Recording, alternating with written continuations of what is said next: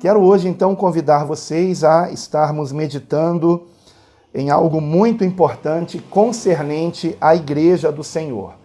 Nós já vimos nas nossas meditações bíblicas passadas do nosso discipulado a respeito do que é o odre velho, quais as suas características, de qual é o templo onde Deus habita, e nós concluímos o nosso discipulado da semana passada iniciando o assunto igreja, o que é a igreja.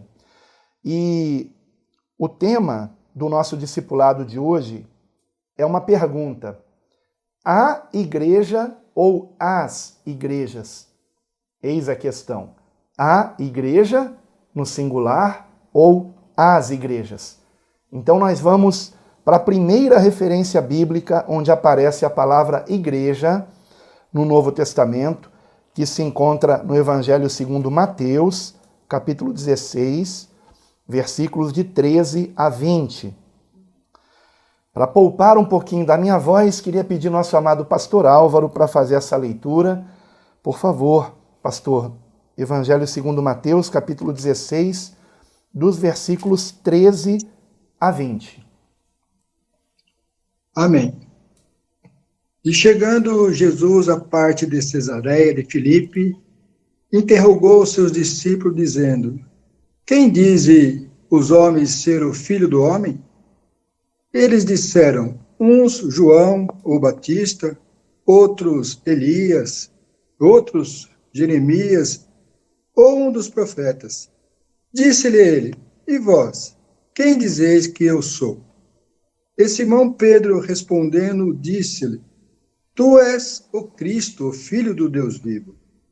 E Jesus, respondendo, disse-lhe: Bem-aventurado é tu, Simão Barnojas, porque tu não revelou a carne e sangue, mas meu Pai, que está nos céus. E também eu te digo que tu é Pedro, e sobre essa pedra edificarei a minha igreja, e as portas dos infernos não prevalecerão contra ela. E eu te darei a chave do reino dos céus, e tudo que ligares na terra será ligado nos céus, e tudo que desligares na terra será desligado nos céus. Então mandou aos seus discípulos que a ninguém dissessem que ele era Jesus, o Cristo. Obrigado, amado pastor Álvaro. Agradeço muito pela leitura. Esta aqui, irmãos, é a primeira referência no Novo Testamento onde aparece a palavra igreja. Eu não vou, nesse momento, entrar aqui na questão da análise do texto. Por exemplo, sabemos que há uma grande polêmica em relação ao versículo 18. Eu não estou fugindo desse assunto, tá?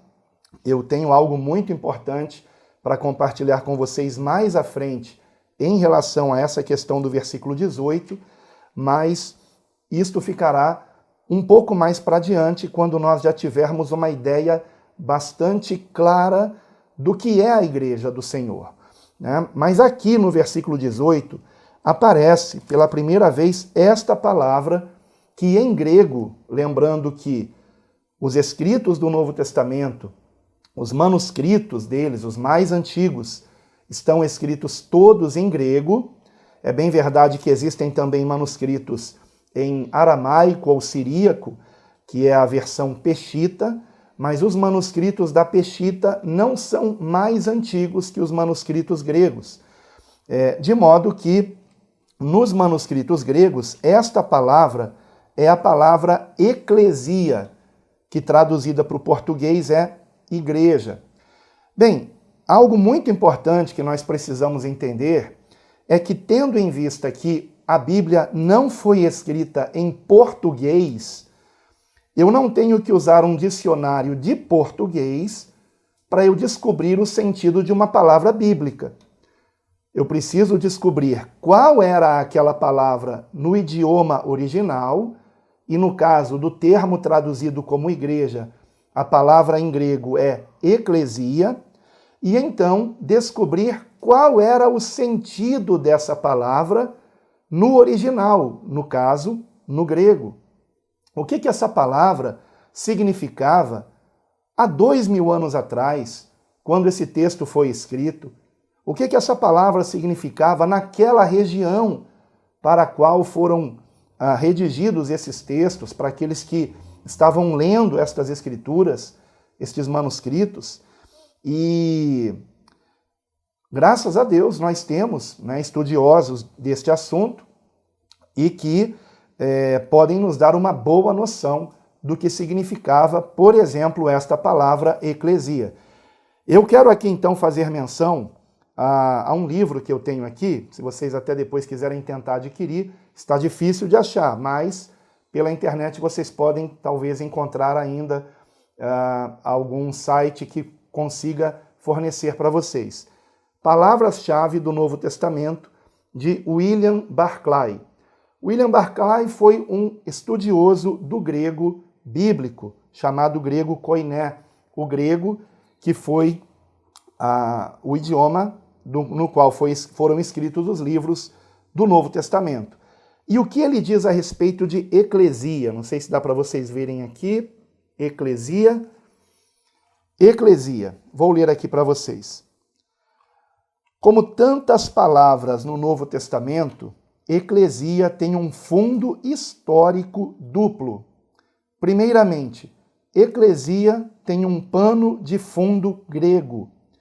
Nos grandes dias clássicos em Atenas, a eclesia era a assembleia convocada do povo. Eu estou apenas destacando aqui algumas frases da página do livro, tá? Aqui tem destaque, aqui também. Então, em primeiro lugar, eclesia tem um pano de fundo grego, histórico grego. Repetindo, nos grandes dias clássicos em Atenas, a eclesia era a assembleia convocada do povo. Em segundo lugar, eclesia tem um pano de fundo hebraico. Na Septuaginta, que é a tradução do Antigo Testamento hebraico para o grego, tá? Septuaginta, na Septuaginta, traduz eclesia a palavra hebraica garral, que também provém de uma raiz que significa conclamar. É usada regularmente para a assembleia ou a congregação do povo de Israel. Em certo sentido, a palavra congregação perde um pouco do significado original. Uma congregação é um grupo de pessoas que se reuniram, mas garral ou eclesia é um grupo de pessoas que foram conclamadas. Não são apenas pessoas que se reuniram porque quiseram se reunir, mas pessoas que se reuniram porque foram conclamadas, elas foram chamadas, convocadas para esta reunião. As duas palavras originais, a hebraica e a grega, colocam toda a ênfase na ação de alguém, que no caso é Deus, que é quem convoca. Em essência, portanto, a igreja, a eclesia ou eclésia, né, é um grupo de pessoas que se reúnem não tanto porque escolheram fazer assim, mas porque Deus as chamou para si. Não se reúnem tanto para compartilharem dos seus próprios pensamentos e opiniões, mas para escutarem a voz de Deus. Perceberam o significado dessa palavra, traduzida para o português como igreja, que em grego é eclésia ou eclesia?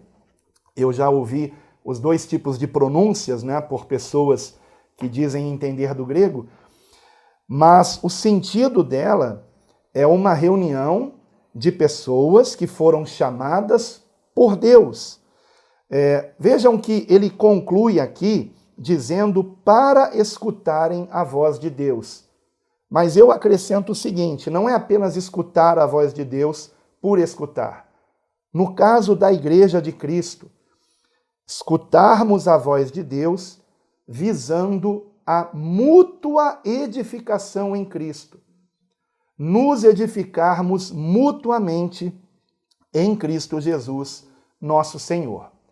Para ilustrar isso, eu queria que vocês, por favor, abrissem suas Bíblias em 1 aos Coríntios, primeira epístola de Paulo aos Coríntios, capítulo 14, 1 Coríntios 14, versículo 12, que nos diz assim: Assim também vós, como desejais dons espirituais, procurai abundar neles para edificação da igreja. Não é apenas para a própria edificação, mas é para edificação de todos que estão ali reunidos em nome do Senhor Jesus Cristo. Então, vejam que o propósito é a edificação. O que fica confirmado, por exemplo, no versículo 19 do mesmo capítulo, vejam comigo também, 1 Coríntios 14, versículo 19, onde Paulo declara: Todavia, eu antes quero falar na igreja 5 palavras na minha própria inteligência, para que eu possa também instruir os outros, do que 10.000 palavras em língua desconhecida. E ele acrescenta no versículo 20, Irmãos, não sejais meninos no entendimento, mas sede meninos na malícia, e adultos no entendimento. Em outras palavras, vamos compreender que o propósito de nós estarmos reunidos é crescermos em Cristo, nos edificarmos em Cristo. E se numa reunião com os meus irmãos eu começo a falar em línguas que ninguém entende, a quem eu estou edificando? Apenas a mim mesmo. Paulo não proíbe o falar em línguas, mas ele diz claramente que numa reunião, versículo 19, de novo, eu quero falar na igreja 5 palavras na minha própria inteligência, para que possa também instruir os outros, do que 10.000 palavras em língua desconhecida.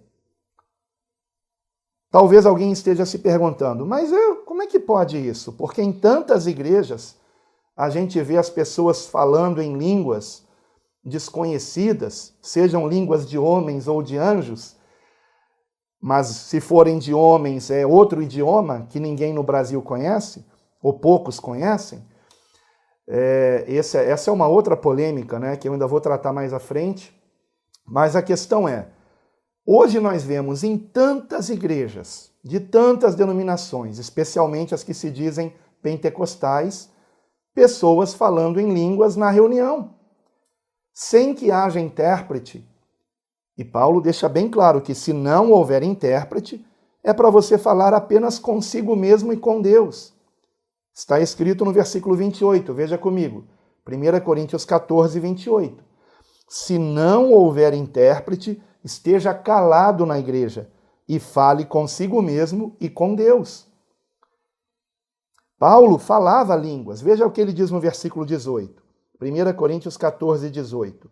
Dou graças ao meu Deus, porque falo mais línguas do que vós todos.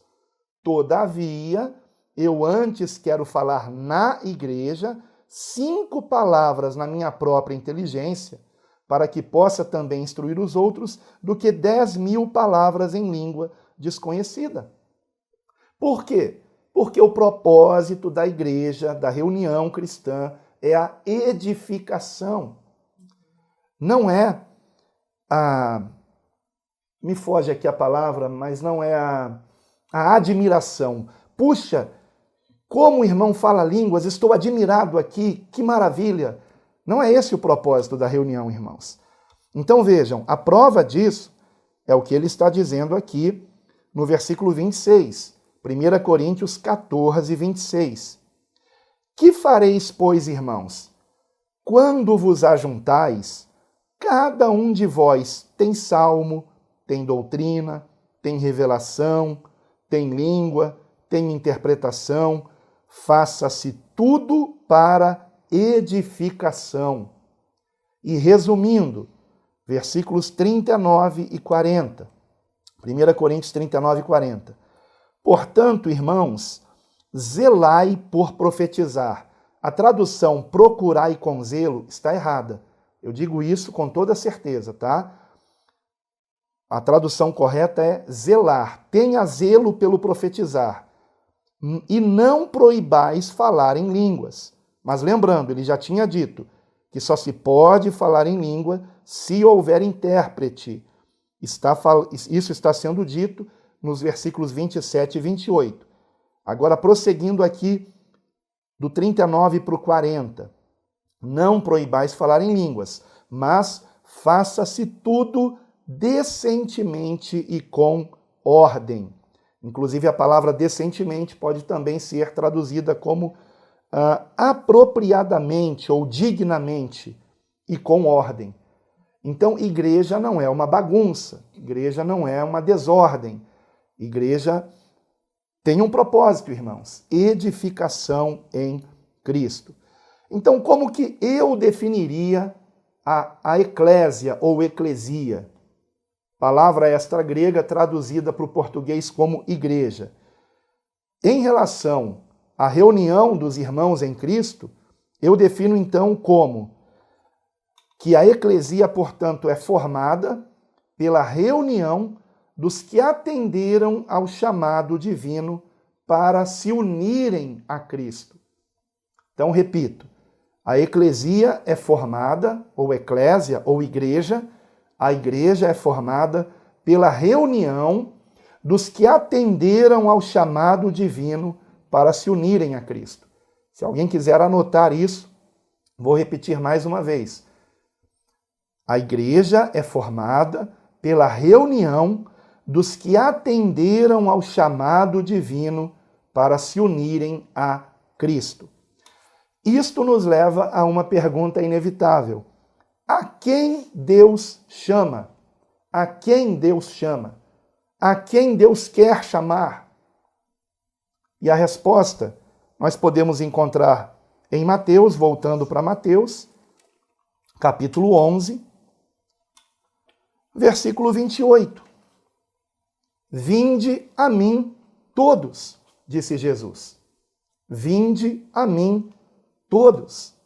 Lembramos também do que o Senhor Jesus declara em João, dizendo que quem quiser pode beber da água viva que ele oferece, né? Onde ele diz em João capítulo 7, versículo 37, se alguém tem sede, venha a mim e beba. Quem crê em mim, como diz a Escritura, rios de água viva correrão do seu ventre. Queridos irmãos, Deus quer a salvação de todos.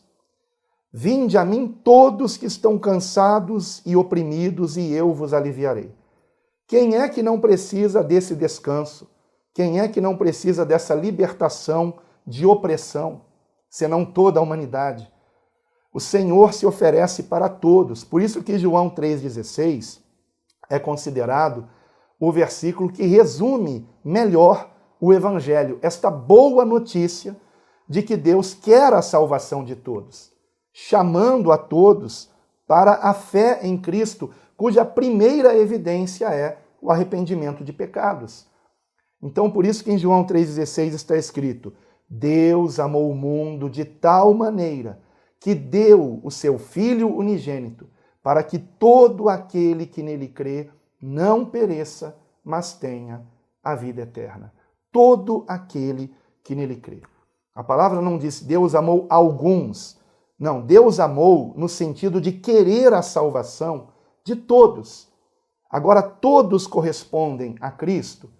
Infelizmente não. Mas ele está chamando a todos, irmãos. E é por isso. E por que ele está chamando a todos? Porque nós conhecemos também o que está escrito em Romanos 3, 23, 24. Romanos capítulo 3, versículos 23 e 24. Porque todos pecaram e destituídos estão da glória de Deus, sendo justificados, ou seja, tornados justos, gratuitamente, pela sua graça, pela redenção que há em Cristo Jesus. Todos pecaram, mas todos podem ser justificados, tornados justos, gratuitamente, pela sua graça. A graça é a oportunidade que Deus nos dá do arrependimento de pecados para que, pela fé em Cristo, sejamos salvos. E, infelizmente, muitos desperdiçam essa oportunidade. Portanto, irmãos, como diz em Hebreus, depois vocês meditem em todo o capítulo 3, capítulo 4, que epístola maravilhosa, irmãos. Em Hebreus capítulo 3 e 4, nós temos escrito ali 3 vezes, é repetido isso 3 vezes, é uma das maiores ênfases de toda a Escritura. 3 vezes é dito o seguinte: hoje, se ouvirdes a sua voz, não endureçais os vossos corações. Hoje, se ouvirdes a sua voz, não endureçais os vossos corações. E pela 3ª vez, hoje, se ouvirdes a sua voz, não endureçais os vossos corações.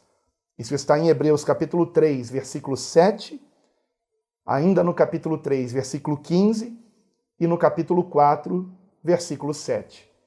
Por 3 vezes, ele nos alerta: não endureça o coração. Se arrependa dos seus pecados. Aceite esse convite. Reconheça que você não pode salvar a si mesmo. Reconheça que você precisa deste Salvador, que é Cristo. Então, queridos, o chamado para fazer parte da igreja, guardem isso, é um chamado para o arrependimento de pecados, a fim de que, pela fé em Cristo, recebamos o perdão de Deus e venhamos andar em santidade e justiça pelo poder do Espírito Santo. Estou vendo que alguns estão anotando, então eu vou repetir de novo. Escrevam aí, se vocês quiserem. O chamado para a igreja é um chamado para o arrependimento de pecados, a fim de, pela fé em Cristo, recebermos perdão e andarmos em santidade e justiça pelo poder do Espírito Santo. Então, se alguém diz que faz parte da igreja, mas não quer se arrepender dos seus pecados, essa pessoa é o famoso joio no meio do trigo, que infelizmente existe. Infelizmente existe. Embora na parábola o campo seja o mundo, e a igreja, ela não tem que ser lugar de joio, não é? Ela tem que ser lugar de trigo. Mas há pessoas que insistem em congregar, em dizer que estão fazendo parte da igreja, e realmente não tem como fazer parte da igreja sem o congregar com outros irmãos, porém tais pessoas não querem se arrepender dos seus pecados, mas insistem em estar ali no meio de santos. A palavra santo, irmão, não significa perfeito, significa alguém que está buscando se separar para Deus, que está buscando viver para a glória de Deus. E este é o significado da palavra santo, realmente. Eu queria então que você, por favor, conferisse comigo 1 aos Coríntios, capítulo 1, versículo 2. É a primeira epístola onde Paulo se refere logo no início da epístola à igreja. Primeira epístola de Paulo aos Coríntios, capítulo 1, versículo 2. Vamos ler o versículo 1 para a gente entender melhor a frase, tá? Paulo, chamado apóstolo de Jesus Cristo pela vontade de Deus, e o irmão Sóstenes, à igreja de Deus que está em Corinto, aos santificados em Cristo Jesus, chamados santos, com todos os que em todo lugar invocam o nome de nosso Senhor Jesus Cristo, Senhor deles e nosso. Graça a vós e paz da parte de Deus nosso Pai e do Senhor Jesus Cristo. Então vocês percebem como que ele chama a igreja? Ele chama de igreja de Deus, porque foi Deus que nos chamou para esta assembleia, para esta reunião, para esta comunhão em Cristo. E ele diz que a igreja são aqueles que são santificados em Cristo Jesus. Ora, isto se dá mediante a fé em Cristo, que nos leva ao arrependimento e a um processo de santificação, de purificação, onde nós vamos abandonando todas as práticas que são práticas abomináveis a Deus, que são práticas que Deus detesta, mas que infelizmente muito comuns para quem não conhece a Cristo. Então nós abandonamos tudo isso, não somente práticas, mas também palavras, deixamos de falar palavrões, deixamos de falar palavras torpes, deixamos de murmurar, deixamos de fazer fofoca, intriga, deixamos de falar dos outros por trás. Prática muito comum por quem não tem o Espírito Santo. Mas quem tem o Espírito Santo é incomodado pelo próprio Espírito Santo a ser uma nova criatura.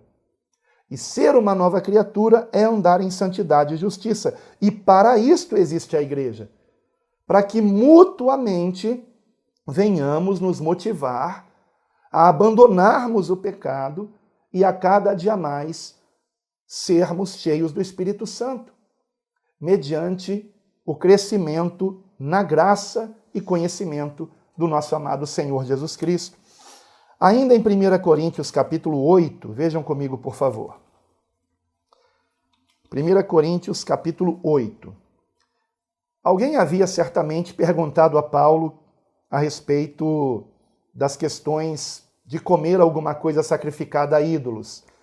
E ele começa o capítulo 8 lembrando o seguinte: ora, no tocante às coisas sacrificadas aos ídolos, sabemos que todos temos conhecimento. O conhecimento incha, mas o amor edifica. E se alguém cuida saber alguma coisa, ainda não sabe como convém saber, mas se alguém ama a Deus, esse é conhecido dele. Vejam, se alguém ama a Deus. Então, se por um lado nós nos reunimos para edificação em Cristo, irmãos, esta edificação, principalmente, ela se dá no crescimento do nosso amor ao Senhor.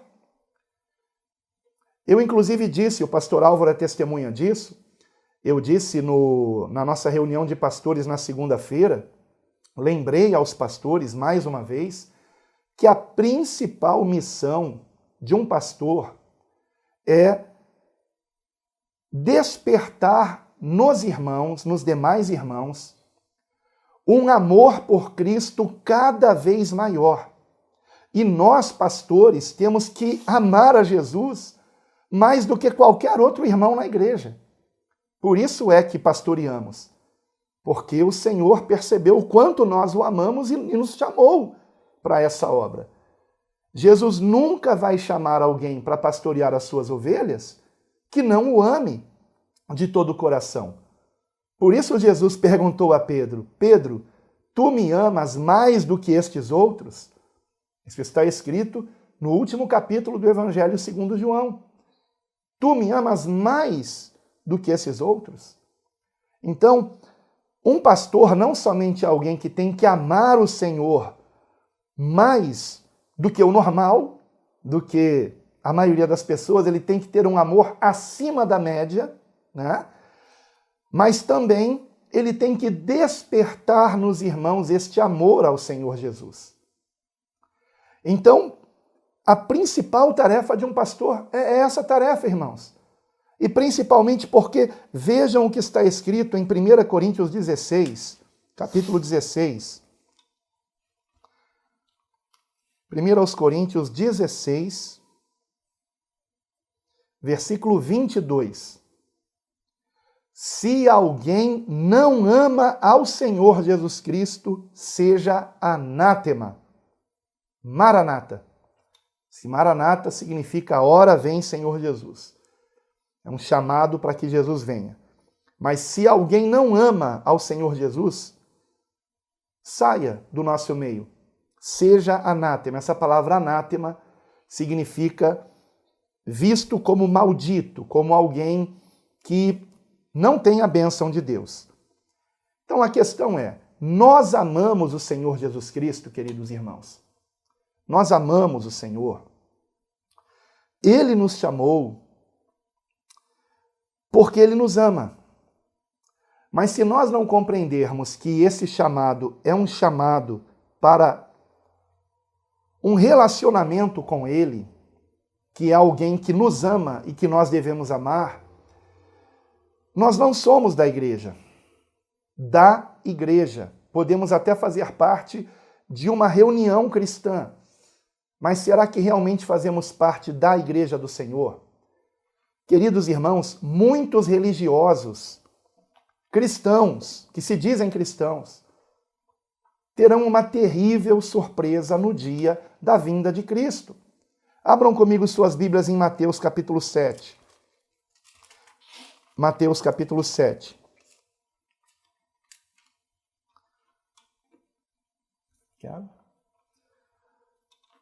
Mateus 7, 21. Mateus capítulo 7, versículo 21. Nem todo o que me diz, Senhor, Senhor, entrará no reino dos céus, mas aquele que faz a vontade do meu Pai, que está nos céus. Muitos me dirão naquele dia, Senhor, Senhor, não profetizamos nós em teu nome? E em teu nome não expulsamos demônios? E em teu nome não fizemos muitas maravilhas? E então lhes direi abertamente, nunca vos conheci. Apartai-vos de mim, vós que praticais a iniquidade. Então eram pessoas que profetizavam, expulsavam demônios, faziam milagres, talvez até falassem línguas, mas, no entanto, o Senhor dirá, nunca vos conheci. Por quê? Porque não se arrependeram dos seus pecados. E aí talvez alguém pergunte, pastor, então era o demônio que estava usando essas pessoas? Essa é uma questão extremamente polêmica que eu não posso entrar aqui agora, mas a gente ainda vai tratar disso também mais adiante. Lembrando, irmãos, do princípio de que a Bíblia explica a própria Bíblia. Então eu não tenho que ter a minha opinião. Eu tenho que entender o que a palavra de Deus está ensinando. Então, alguém profetizar, alguém expulsar demônio, alguém fazer um milagre, é isto, por si só, evidência de que esta pessoa é salva? De que esta pessoa realmente é de Deus? E a resposta é não. O próprio Senhor Jesus deixou bem claro que não. Que muitos que chamam a Ele de Senhor não entrarão para a eternidade com Ele, porque não estavam a Ele ligados, não tinham compromisso com os ensinamentos de Cristo, irmãos. A verdadeira igreja está sujeita a Cristo, como está escrito em Efésios 5, 24, que compara ali o marido e a esposa a Cristo e a sua igreja. E assim como a esposa está sujeita ao marido, da mesma forma ele diz, a igreja está sujeita a Cristo. Então pense comigo, se a palavra diz que a igreja, em Efésios 5, 24, está sujeita a Cristo, uma pessoa que não quer obedecer a Cristo faz parte da igreja de Cristo? Não, irmãos, não faz. Ainda que tenha carteirinha de membro, ainda que seja dizimista fiel, ainda que profetize, faça milagres, expulse demônios, mas se esta pessoa não se arrepende dos seus pecados e não quer compromisso com os ensinamentos de Cristo, tal pessoa não é de Cristo. Não é, porque não ama o Senhor. Não ama o Senhor. Logo, irmãos, quem não quer obedecer a Cristo não faz parte da sua igreja. Agora, isso nos leva a uma outra questão muito importante que vai culminar na resposta ao tema do nosso discipulado de hoje. Será que é possível ser obediente a Cristo sem fazer parte de uma igreja? Vou repetir a pergunta. Será que é possível ser obediente a Cristo sem fazer parte de uma igreja? Ou então, reformulando essa pergunta, será que eu tenho que congregar numa igreja para fazer parte da igreja de Cristo? Quando eu digo da igreja de Cristo, é a igreja, aquela igreja mencionada na primeira leitura que fizemos em Mateus, capítulo 16, versículo 18, onde o Senhor Jesus diz algo maravilhoso. Voltando para Mateus, se você quiser, vá comigo, porque vamos continuar em Mateus por um instante. Mateus, capítulo 16, versículo 18. Eu também te digo que tu és Pedro, e sobre esta pedra edificarei a minha igreja, no singular, uma igreja, a minha igreja. Ele não disse as minhas igrejas, a minha igreja, e as portas do inferno não prevalecerão contra ela. Queridos, essa ilustração de portas simbolizava as portas de uma cidade, de uma cidade cercada por muros, como Jericó, por exemplo, e que tinham portas muito bem trancadas para que os inimigos não entrassem na cidade. Então vejam que a ideia aqui não é de uma igreja passiva, que se protege do inferno, que se protege do mal, mas é uma igreja ativa, é uma igreja que vai de encontro às portas do inferno e estas portas cairão por terra. Essa palavra aqui traduzida como infernos vem do grego Hades. Depois, mais adiante, a gente vai num discipulado bem mais à frente, a gente vai falar sobre Hades também. Eu não tenho nem ideia, irmãos, de quantos anos vai durar esse discipulado. Talvez dure décadas, porque eu não tenho planos de acabar com ele, tá? Então, vamos crescendo juntos na graça e conhecimento de Cristo, tá? Então, hoje nós estamos vendo sobre esta questão. Repetindo a pergunta, será que é possível ser obediente a Cristo sem fazer parte de uma igreja? Ou, reformulando a pergunta por outro ângulo, será que eu tenho que congregar numa igreja para fazer parte da igreja de Cristo, contra a qual as portas do inferno não prevalecerão? Para que eu tenha esse poder de Cristo, o poder do Espírito Santo, eu tenho que congregar? Ou eu posso estar sozinho e conseguir sozinho obedecer a Cristo e, mesmo não congregando, ser parte da igreja de Cristo? Então vamos lá. É importante entendermos o seguinte, biblicamente falando, e tudo o que nós vamos aprender nos nossos discipulados é com base na Bíblia Sagrada, que consideramos a palavra de Deus.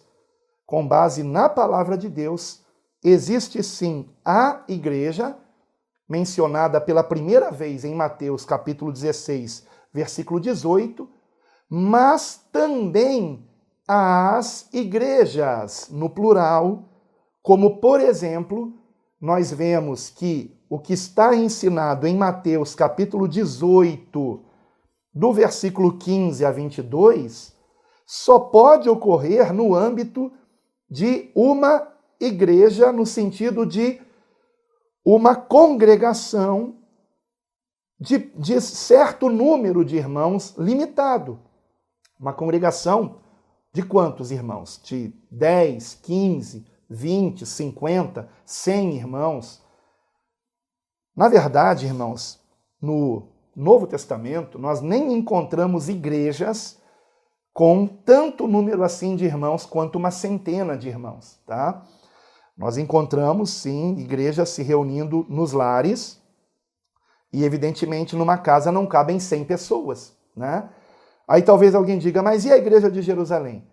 Sim, cerca de 3.000 almas se converteram com a pregação de Pedro em Atos capítulo 2. Mas onde aqueles irmãos partiam o pão? Em casa, em grupos menores. Eles estavam todos os dias indo ao templo, está aqui mostrando está aqui mostrando que temos apenas 10 minutos, mas depois vamos abrir mais um link. Eles estavam todos os dias se reunindo no templo, o que não significa que todos iam todo dia no templo, mas que haviam sempre convertidos a Cristo indo ao templo, como Pedro e João, que iam ao templo em Jerusalém na hora nona, que era 3 horas da tarde, a hora da oração, mas eles também congregavam nos lares. E quando houve a perseguição, o apedrejamento de Estevão, em Atos capítulo 7, os cristãos foram proibidos de continuar indo ao templo e tiveram que passar apenas a se reunir nos lares. Eles não eram mais bem-vindos nem no templo, nem nas sinagogas, eles só podiam se reunir nos lares. Então, vejam comigo Mateus capítulo 16, por favor. Perdão, capítulo 18, 16 já vimos. Mateus 18. Mateus capítulo 18, versículo 15 em diante. Prestem bastante atenção. Vou pedir à minha esposa para fazer essa leitura, por favor. Ora, se teu irmão pecar contra ti, vai e repreende-o entre ti e ele só. Se te ouvir, ganhaste a teu irmão. Mas se não te ouvir, leva ainda contigo 1 ou 2, para que pela boca de 2 ou 3 testemunhas toda a palavra seja confirmada. E se não as escutar, dize-o à igreja. E se também não escutar a igreja, considera-o como um gentil e publicano. Muito bem. Evidentemente, irmãos, que se nós considerarmos o termo igreja como um termo a nível global, eu uso a palavra global só para não usar a palavra universal, tá? Para a gente não ficar pensando que eu estou falando de uma certa denominação evangélica. Nem sei se eu posso chamar de evangélica, né? Mas de uma empresa religiosa. Então, se nós entendermos a palavra igreja apenas como uma palavra no contexto universal ou global de todas as pessoas de Cristo na face da terra em todos os tempos, isto não poderia ser, este texto que acabamos de ler, aplicado para esse contexto. Porque como que, por exemplo, eu comunicaria a toda a igreja do mundo inteiro a respeito de alguém que não quer se arrepender dos seus pecados? Lembram que eu disse que a igreja é formada por aqueles que querem ser santos, por aqueles que querem viver para a glória de Deus? E é evidente que alguém que anda num pecado não vive para a glória de Deus, então ele tem que se arrepender. Se não se arrepender, né, é preciso que venhamos fazer a tentativa desse arrependimento. E é sobre isso que a palavra diz aqui. Mateus 18, versículo 15, nos ensina que se nós descobrirmos que alguém está em pecado, e principalmente se alguém pecar contra mim particularmente, ou contra você particularmente, tanto eu quanto você, temos que procurar essa pessoa que está praticando o pecado e conversarmos a sós com ela, na tentativa de que ela se arrependa, na tentativa de que ela venha encontrar o perdão de Deus mediante o arrependimento. Versículo 16, o Senhor Jesus ensina: se ela não te ouvir, leva ainda contigo 1 ou 2, para que pela boca de 2 ou 3 testemunhas toda palavra seja confirmada. E se não as escutar, dize-o à igreja. Ou seja, se aquela pessoa não ouviu você, e depois você levou 2 ou 3 irmãos da igreja que você congrega para falar com ela, mas ela também não deu ouvidos a vocês, então o que é dito? Que isto tem que ser comunicado à igreja. E essa é a última tentativa. Então são 3 tentativas. Certa vez um irmão veio compartilhar comigo do pecado de uma pessoa da igreja, né? E ele veio contar para mim, dizendo: pastor, temos que orar por tal pessoa. O senhor sabia o que foi que ele fez? E eu disse: não, meu irmão, o que aconteceu? Porque ele disse isso e fez aquilo, e aí eu, por favor, não me conte mais nada. Eu só vou te fazer uma pergunta. Você já procurou esse irmão e conversou com ele sobre isso? E ele disse, não, pastor, eu estou falando para o senhor. E eu disse, sim, mas você conhece o que está escrito lá em Mateus capítulo 18? Que você que tomou conhecimento do pecado do teu irmão, é você que tem que ir até ele. Não é trazer para mim, eu sou a última alternativa. Você primeiro fala com ele, se ele não se arrepender, você leva 1 ou 2 irmãos, ou 2 ou 3 irmãos, como diz aqui o texto, que são irmãos de oração, para que eles, com você, tentem convencer essa pessoa a se arrepender do pecado, e somente se ele não se arrepender, nem com essa segunda tentativa, aí você me conta, tá bom? Mas não me conta pecado de ninguém, sem que primeiro você procure essa pessoa. E esse irmão, então, nunca mais me comunicou nada a respeito de ninguém, porque eu já tinha notado que ele tinha essa mania, sabe, de ficar procurando o pecado na vida dos outros e vir comentar isso com terceiros, né? Mas eu creio que ele mudou, eu creio que ele abandonou essa prática, cresceu espiritualmente para a glória de Deus. Então, vejam, irmãos, como que eu comunicaria isto à igreja em toda a face da terra? É evidente que, se em Mateus capítulo 16, versículo 18, o Senhor está se referindo à igreja como um todo, é evidente que em Mateus 18, versículo 17, ele está se referindo à igreja de um modo específico. Eu não quero aqui dizer igreja local, porque existe uma seita com esse nome, igreja local, e um perigo isso aí, tá? Cuidado com essa seita, igreja local. Mas, em Mateus 18, versículo 17, o Senhor se refere a uma congregação. Ele está falando de irmãos que tiveram algum tipo de conversação a respeito do pecado de um deles. Essa pessoa não quis se arrepender, então ele orienta, leve 2 ou 3 testemunhas e faça uma segunda tentativa. E se na segunda tentativa não houver arrependimento, leve à igreja. E se não houver arrependimento perante a igreja, não considere mais essa pessoa como fazendo parte do corpo de Cristo, da igreja. Compreendem? Então, existe a igreja a nível global ou universal, e existe a igreja a nível específico, local, embora eu prefira não usar nem a palavra universal e nem a palavra local, por conta destas 2 situações que eu já compartilhei com vocês. Nós vamos agora, no segundo link, em apenas 15 minutos, nós vamos examinar isto de um modo abrangente em todos os escritos do Novo Testamento, de Mateus a Apocalipse. É claro que eu não tenho tempo de ler as referências, mas eu vou mostrar algumas referências aqui e talvez eu cite algumas também, e vocês verão do que eu estou falando. Então eu quero dar para vocês aqui 2 minutinhos para vocês beberem uma água. Eu tenho ainda mais um copo cheio para beber. E se vocês quiserem, né, também se levantar, ir ao banheiro, fiquem à vontade. Daqui a 2 minutos nós reiniciamos, tá bom? Não percam a continuação, que é muito importante, tá?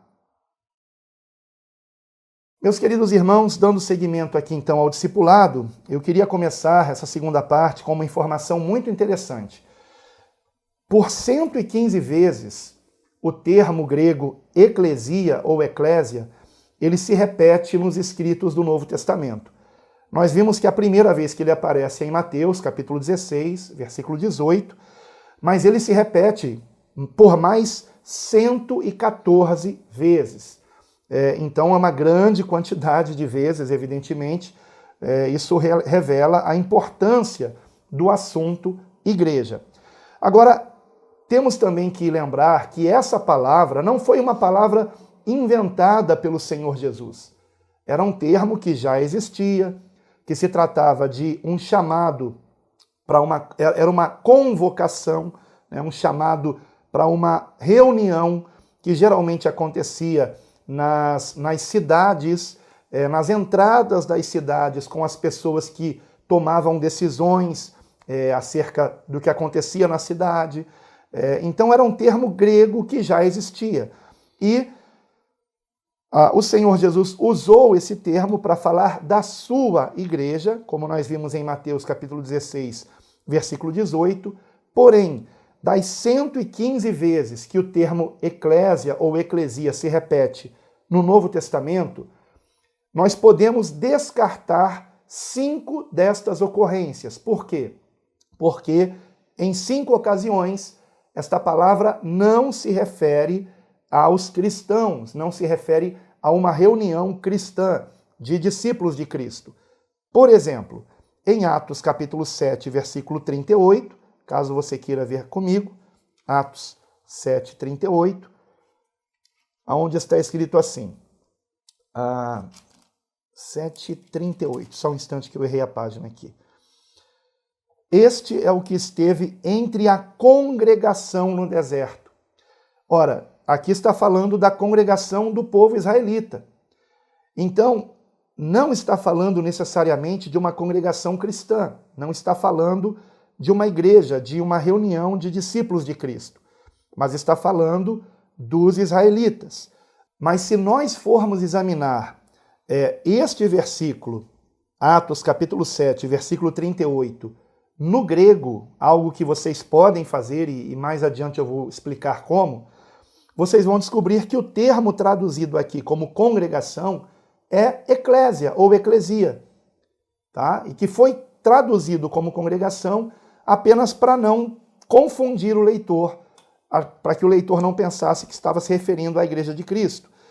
A mesma coisa acontece em Hebreus, capítulo 2, versículo 12, onde mais uma vez a palavra que temos ali é eclésia ou eclesia, em grego, e que não foi traduzido como igreja para não confundir o leitor, porque inclusive é uma referência ao Salmo 22, versículo 22, aonde está escrito: anunciarei o teu nome a meus irmãos, cantar-te-ei louvores no meio da congregação. Então, o autor de Hebreus, que nós não podemos dizer com certeza que foi Paulo, esse é um assunto para mais adiante também, o autor de Hebreus estava fazendo uma citação do Salmo 22, versículo 22, aonde estava ali o salmista se referindo aos israelitas, à congregação do povo de Israel. Também a mesma coisa acontece, não exatamente a mesma coisa, mas aparece também a palavra eclésia ou eclesia em Atos 19 por 3 vezes, mas não se refere nem à igreja cristã e nem à congregação dos israelitas. Se refere apenas a uma assembleia deliberativa, tá? Em Atos capítulo 19, se vocês quiserem ver comigo, versículos 32, depois o 39 e o 41. Atos capítulo 19, versículo 32, que diz assim: uns, pois, clamavam de uma maneira, outros de outra, porque o ajuntamento era confuso. Essa palavra aqui traduzida como ajuntamento no grego é eclésia ou eclesia. No versículo 39 aparece de novo eclésia ou eclesia.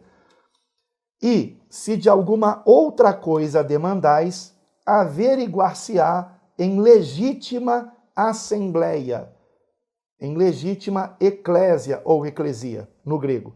Tá? E no versículo 41, a mesma coisa, e tendo dito isto, despediu a assembleia.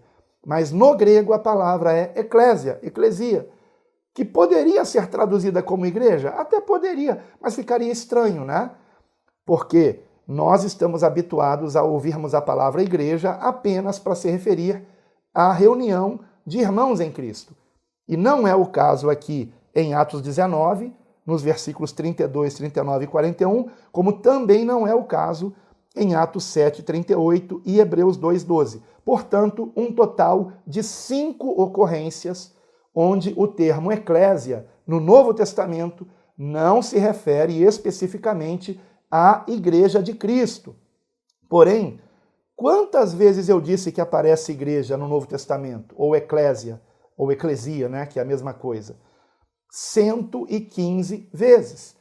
Então, se nós tirarmos essas 5 ocorrências, aonde eclésia não se refere à igreja de Cristo, nós temos ainda 110 ocorrências do termo eclésia que dizem respeito à igreja de Cristo. Porém, apenas 15 destas ocorrências, destas 110, apenas 15 dessas ocorrências se referindo à igreja como algo global, universal, no sentido de todos que fazem parte do corpo de Cristo, independente das congregações, né, que estão se formando unidas a Cristo. Então, por 15 vezes. A primeira ocorrência, evidentemente, é Mateus, capítulo 16, versículo 18, onde o Senhor Jesus disse: as portas do inferno não prevalecerão contra a minha igreja. Então, essa foi a primeira vez. Ele não está falando de uma igreja em um local, em uma cidade, em uma casa, mas ele está falando da igreja como um todo. E por pelo menos mais 14 vezes, também o Novo Testamento trata da igreja como um todo. A saber, eu vou dar as referências aqui, eu espero que esteja sendo bem gravada aqui essa videoconferência, porque eu pretendo também, quando colocarmos isso na internet, colocar aqui embaixo aparecendo escritas as referências para quem quiser copiar. Então, igreja num sentido global, universal. Mateus 16, 18, Atos 9, 31, Atos 20, 28, Efésios 1, 22, Efésios 3, 10, Efésios 5, nos versículos 23, 24, 25, 27, 29 e 32. Então vejam que só em Efésios nós temos referência à igreja global, universal, 1, 2, 3, 4, 5, 6, 7, 8 vezes, só em Efésios. Portanto, mais da metade, né, das 15 vezes. Depois nós temos Colossenses, capítulo 1, versículo 18, ainda capítulo 1, versículo 24, e Hebreus, capítulo 12, versículo 23, e 1 Timóteo, capítulo 3, versículo 15. Portanto, se você somar, um total de 15 ocorrências de igreja no sentido universal, no sentido global. Todos aqueles que são de Cristo, a igreja do Senhor, no singular. Porém, vejam que eu disse que existem 115 ocorrências do termo eclésia no Novo Testamento. Destas 115, 5 não se referindo à igreja de Cristo. Sobram 110. Destas 110, 15 ocorrências se referindo à igreja no sentido universal, global. Então, o que sobrou? Outras 95 ocorrências, irmãos, se referindo às igrejas, no sentido de pequenos ajuntamentos de irmãos, no sentido de congregações, mas lembrando, não são pessoas que fazem parte de uma reunião para conversarem a respeito de qualquer assunto ou sobre a sua opinião sobre alguma coisa. É por isso que assuntos polêmicos, que se definem por opiniões pessoais, nunca devem ser tratadas na igreja. Nunca, irmãos. A igreja é lugar de edificação em Cristo. Não é lugar de contenda, de dissensão, de eu acho isso, eu acho aquilo, eu penso desse jeito, mas eu penso de outro. É o lugar de onde nós estamos querendo ouvir a voz de quem? A voz de Deus. A voz de Deus. E o ensinamento, a base do ensinamento divino está na Escritura Sagrada. Então, nós vamos juntos examinar a palavra, aprender com a palavra, uns com os outros, vamos nos edificarmos mutuamente em Cristo, como nesse momento vocês estão se edificando com o que eu estou compartilhando daquilo que ao longo de anos eu aprendi nas minhas meditações bíblicas, nos meus estudos bíblicos, né? Então, isto é ser igreja, irmãos. Uma pena nós não estarmos presencialmente reunidos, mas existem as igrejas. Nesse momento, por exemplo, existem várias igrejas aqui representadas. Várias igrejas aqui representadas. Nesse preciso momento. É bem verdade que uma delas é apenas um casal de Juiz de Fora, né? Mas eu tenho a esperança que essa semente, ela vai dar ainda muito fruto para a glória de Deus. Aí mesmo em Juiz de Fora. Esse casal de Juiz de Fora, o Jonathan e a Andréia, já quiseram até se mudar para Belo Horizonte para congregar com os irmãos de lá, né? Mas eu creio que vamos ter uma congregação unida a esse ministério em Juiz de Fora ainda. Temos congregações começando em Rio Branco, aqui representada, em Porto Velho, aqui representada, em São Carlos, aqui representada, em Cachoeiro de Itapemirim, também aqui representada, e a mais recente, de Pouso Alegre, também aqui representada, né? Então, as congregações começam assim, irmãos, elas começam nos lares. Então, vejam, por 95 vezes no Novo Testamento, nós encontramos igreja sendo mencionada não de um modo universal, de um modo abrangente, mas de um modo específico. Em primeiro lugar, como igreja reunida em qualquer lugar, não especificado o local. Depois, como reunida nos lares, e aí eu posso dar aqui as referências especificamente para vocês, porque são poucas referências. Se vocês quiserem, anotem. Atos capítulo 8, versículo 3, são versículos onde a palavra eclésia, ou eclesia, traduzida como igreja, aparece no Novo Testamento se referindo a reuniões em casas. Os irmãos a igreja estava reunida numa casa. Atos capítulo 8, versículo 3, Romanos capítulo 16, versículo 5, e também o versículo 23, 1 aos Coríntios, capítulo 16, versículo 19, Colossenses, capítulo 4, versículo 15, e Filemão, versículo 2. Filemão é um capítulo só, por isso que a gente menciona só o versículo. Filemão, versículo 2. Nós temos também referências às igrejas sendo nomeadas pela cidade onde se encontravam. Então, acompanhem comigo. As igrejas se reuniam nas casas. As igrejas das casas que estavam em uma cidade compunham a igreja como um todo daquela cidade. Então, por exemplo, Atos capítulo 8, versículo 1, ou capítulo 11, versículo 22, ou ainda capítulo 15, versículo 4, que se refere à igreja em Jerusalém, onde de fato se formou a primeira igreja de Cristo, né, em Jerusalém. E depois ela foi crescendo. Então nós temos outros versículos onde a palavra eclésia aparece, também se referindo a igrejas em determinadas cidades, como por exemplo em Antioquia, no capítulo 11, versículo 26, e também no capítulo 13 de Atos, estou falando de Atos, tá? Atos capítulo 11, 26 e Atos capítulo 13, versículo 1.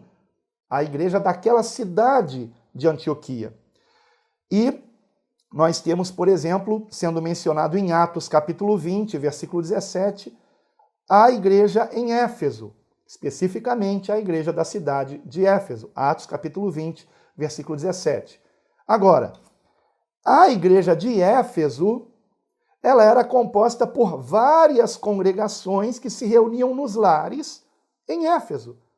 Prova disso é que Atos capítulo 20, versículo 17, é o versículo que diz que Paulo mandou que de Mileto, onde ele estava, fossem chamados os anciãos da igreja de Éfeso.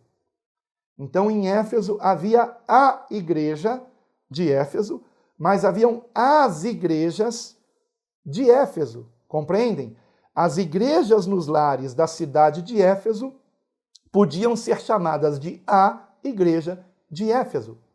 E as igrejas de uma mesma região, vamos, por exemplo, aqui para Atos capítulo 14. Vejam comigo, por favor. Atos 14. Nós vemos em Atos 14 o final da primeira viagem missionária de Paulo e Barnabé. Atos capítulo 14.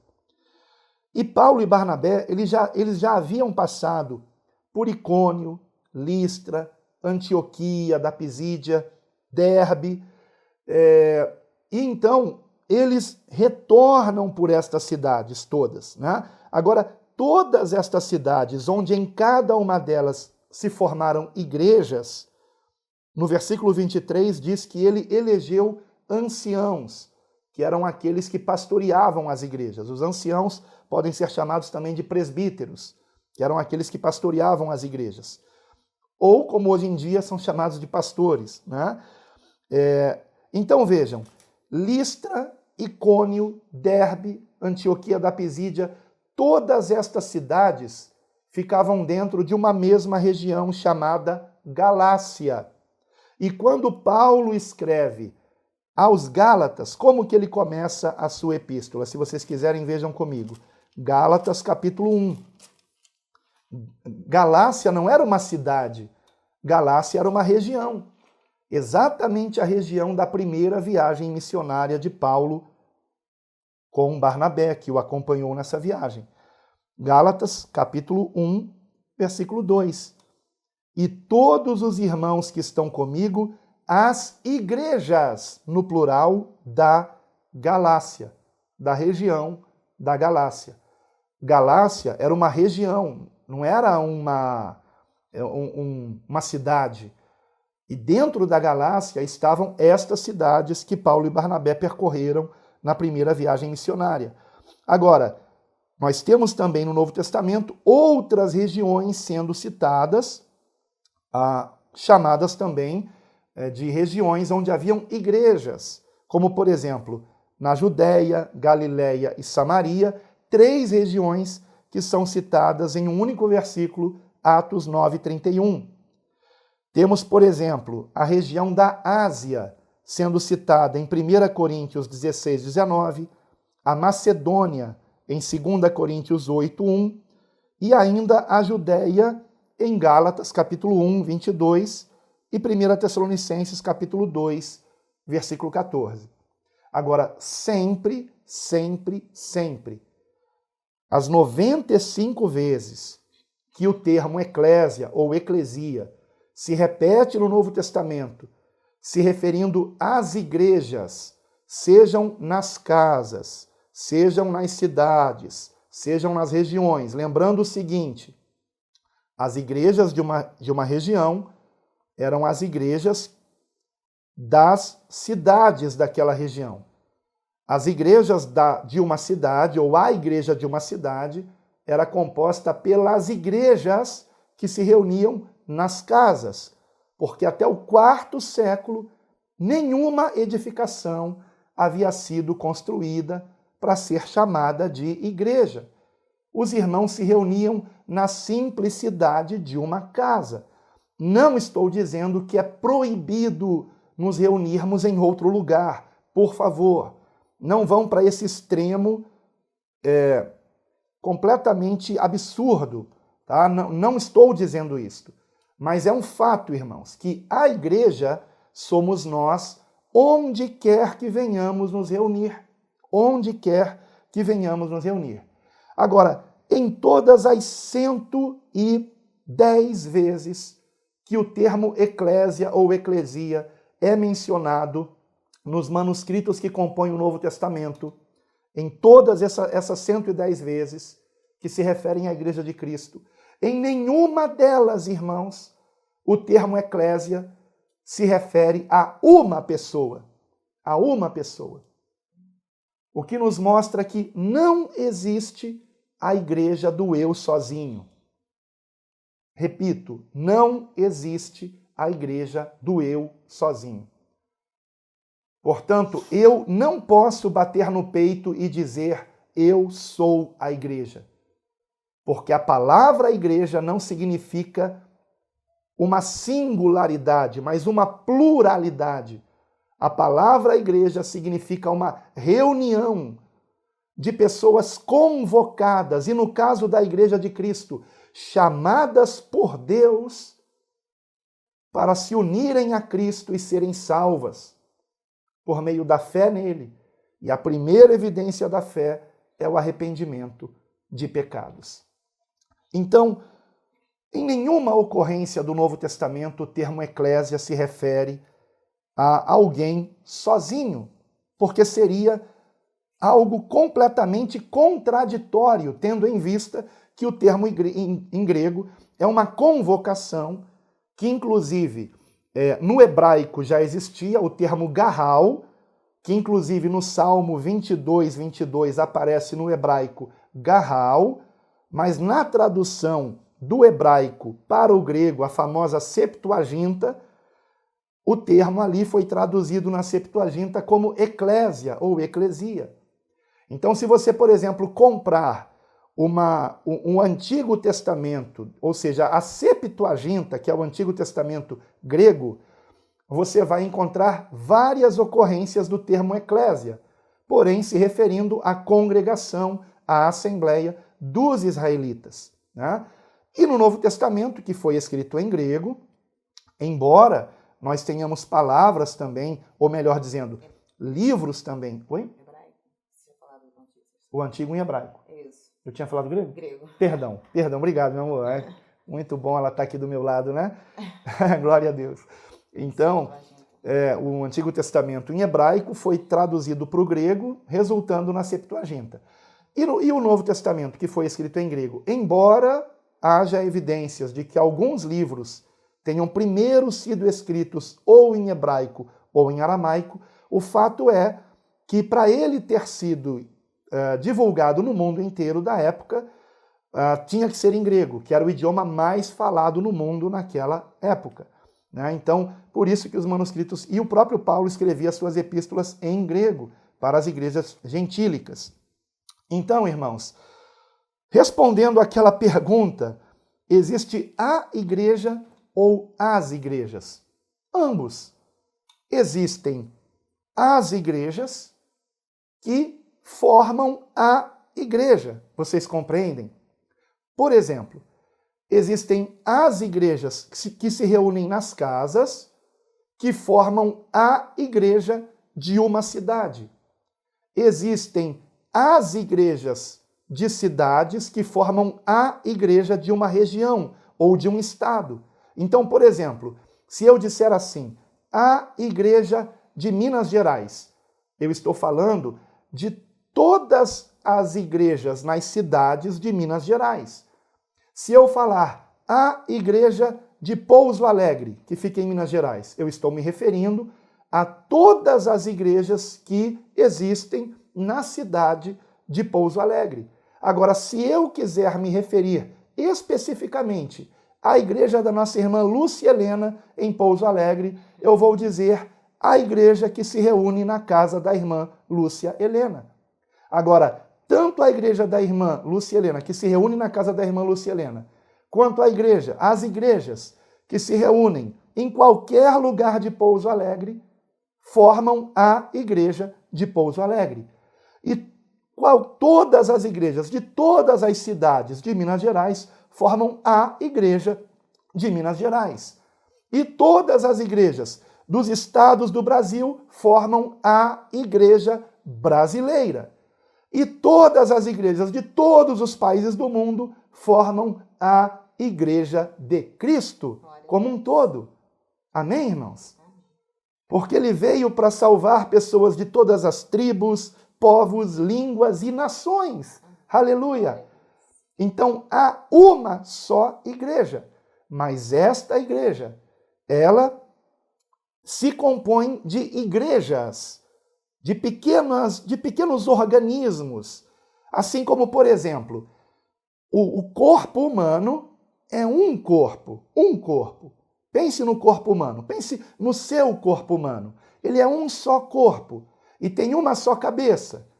A cabeça do corpo, que é a igreja, a palavra diz que é Cristo. Nós vamos ver no próximo discipulado ao que é comparada a igreja. Uma das comparações é a um corpo humano, que no caso é o corpo de Cristo, e a cabeça desse corpo é o Senhor, é Cristo. Agora, o corpo, ele tem órgãos internos, não tem? Órgãos internos. Tem o coração, tem o pulmão, né? O estômago e assim por diante. Ora, imagine que cada igreja que compõe o corpo de Cristo é um órgão, sem o qual a igreja como um todo padeceria. Então, agora, indo para uma congregação específica, né? Eu quero evitar aqui o termo igreja local, pelo motivo que eu já expliquei antes. Mas uma igreja localizada em determinado local, tá? Seja uma casa, uma cidade e uma região. A igreja ali, ela tem os membros que compõem aquela reunião. E cada membro, ele também pode ser comparado a um membro do corpo humano, sem o qual todo o corpo padeceria. Então, se me faltasse o meu dedo mindinho, isso me faria falta, né? Se alguém me pagar R$1 milhão para arrancar meu dedo mindinho, eu vou dizer, não vai arrancar não. Eu quero continuar com ele, muito obrigado. Não quero me parecer com uma certa pessoa aí que falta um dedo, né? Então, quero continuar com os meus 10 dedinhos, né? Então, é importante que nós tenhamos esse entendimento.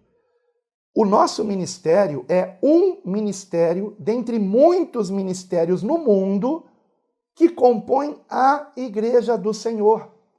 E nós não somos melhores que os outros, mas nós somos tão necessários quanto os outros, queridos irmãos. É muito importante entendermos isso para que nós não venhamos pensar erradamente de que, por exemplo, só há salvação nesse ministério. Jamais pensem nisso. A salvação está em Cristo Jesus. Somos salvos pela graça por meio da fé. Agora, temos que crescer, irmãos, na graça e conhecimento de Cristo. E é nesse ponto que, infelizmente, muitas igrejas têm falhado, infelizmente. Né? Nós talvez estejamos falhando em algumas outras coisas também, com certeza sim, né? Mas, de um modo geral, muitas igrejas não estão ensinando aos irmãos o que, por exemplo, vocês aprenderam hoje. Talvez alguns de vocês, ou espero até a maioria de vocês, já soubesse de tudo isso que eu falei. Tudo isso que eu falei. Mas alguns talvez tenham ouvido isso pela primeira vez. E às vezes há pessoas que ficaram congregando por anos numa congregação e não ouviram o que vocês ouviram aqui agora, né? Irmãos, eu peço perdão a vocês, mas hoje eu não tenho como abrir para perguntas porque eu estourei o horário, né? A nossa videoconferência tem que durar no máximo 1h30 e nós passamos desse horário. Alguns irmãos têm que dormir 10 da noite e, embora eu saiba que em Porto Velho são 9h13 da noite e em Rio Branco 8h13 da noite, na região sudeste toda já são 10h13 da noite, né? São 22h13 agora. Então, eu vou precisar encerrar. Peço perdão aos irmãos, mas vou fazer mais um pedido. Por favor, irmãos, se vocês tiverem dúvidas, escrevam no grupo da igreja que você está, no Telegram, no WhatsApp, ou então mande para mim no privado. Se for algo assim relativo à nossa aula, né, que eu posso chamar assim o nosso discipulado, eu vou, na nossa próxima reunião, citar a pergunta e responder a pergunta, embora eu também responda lá no grupo, ou no modo privado. Ou, se você preferir, escreva aqui embaixo, quando esse vídeo estiver no YouTube, na parte de comentários. Você pode fazer a pergunta ali, e ali mesmo eu já respondo, e depois eu menciono a resposta no nosso próximo discipulado. Amém? Então, agradeço muito pela paciência de vocês me ouvirem 1h30 falando, né? E agradeço muito pelas orações para que eu tivesse conseguido concluir esse período de ensino da palavra, né?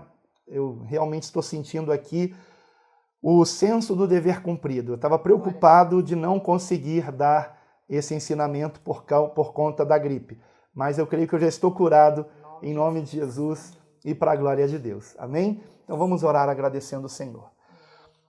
Amado Deus, nosso querido Pai, nós te agradecemos, ó Senhor, pela bênção de termos compartilhado aqui deste ensinamento, que vem todo na Tua palavra, Senhor. Todo ele é baseado naquilo que o Senhor mesmo nos ensinou por meio do Teu Santo Espírito, através da Escritura Sagrada, Pai. Através, ó Pai querido, dos relatos que nós mencionamos aqui, aonde, ó Pai, nós temos o entendimento do que é a igreja, Senhor, e que dela devemos fazer parte, Pai, se nós queremos estar crescendo na graça e conhecimento de Cristo. Então, Pai querido, eu rogo a Ti, Senhor, que aqueles que porventura vierem assistir a este ensinamento e que não estiverem congregando, eu rogo a Ti, Senhor, que eles venham, ó Pai, voltar a congregar. E se não encontrarem uma igreja que esteja realmente pregando o Evangelho com pureza e simplicidade, que não esteja com compromisso com Cristo, que eles estejam então, Senhor, se inscrevendo no projeto Quero Congregar, para que possamos formar uma congregação unida a esse ministério na cidade onde eles estão morando. Mas que ninguém fique sem congregar, porque a Tua palavra nos adverte que quanto mais se aproxima o dia do Senhor, mais nós temos que congregar, para que não venhamos esfriar na fé, para que venhamos nos motivar mutuamente a permanecermos em Cristo, a amar o Senhor cada vez mais e amarmos uns aos outros como Ele nos amou, a abandonarmos o pecado e andarmos em santidade como é da Tua vontade, Senhor, a orarmos juntos e orarmos uns pelos outros para que sejamos cheios do Teu Santo Espírito e venhamos perseverar na fé até o fim. Então, Pai, eu rogo a Ti que ninguém fique sem congregar, mas que todos que assistiram a este ensinamento estejam compreendendo a importância de se reunir com outros irmãos, lembrando que isto o Senhor nos ordenou, que estejamos juntos, unidos, e que o Senhor não quer que estejamos espalhando os irmãos, mas fazendo todo o possível para reunir os irmãos. Mas o próprio Senhor Jesus nos advertiu: quem comigo não ajunta, espalha. Que nós sejamos daqueles que ajuntam, daqueles que reúnem, daqueles que motivam os irmãos a congregar, e não daqueles que dizem, fique em casa. Ajuda-nos, ó Pai, a termos o discernimento desse tempo que vivemos, a compreendermos, ó Pai, as artimanhas de Satanás e não cairmos nessas artimanhas, mas perseverarmos em congregar, cuidando uns dos outros e nos edificando mutuamente em Cristo Jesus para a Tua glória, em amor, em paz, em alegria no Espírito Santo. Assim oramos, e que cada um e cada família aqui representada seja abençoada por Ti, para a Tua glória. Livra-nos de todo mal, nós te pedimos. Livra-nos de todo engano, mas livra-nos também de enfermidades, livra-nos de acidentes, livra-nos de qualquer mal. Em nome de Jesus, nós te rogamos, ó Pai, e te agradecemos. Amém, amém. E graças a Deus. Amém. Amém, meus queridos irmãos? Glória a Deus. Eu queria pedir à irmã Lúcia Helena, tem como abrir o microfone, irmã Lúcia? Que é a nossa primeira, a dona da casa que eu estive com Rosa lá em Pouso Alegre, né? E que está participando hoje pela primeira vez. E eu vou pedir à irmã para puxar o A Deus Toda a Glória, então eu vou pedir que todos abram aí os microfones para vocês estarem dizendo glória. A irmã vai falar assim, e a Deus toda, e a gente completa. Pode ser? E a Deus toda. Amém. Deus abençoe a todos, queridos irmãos. Deus abençoe a todos.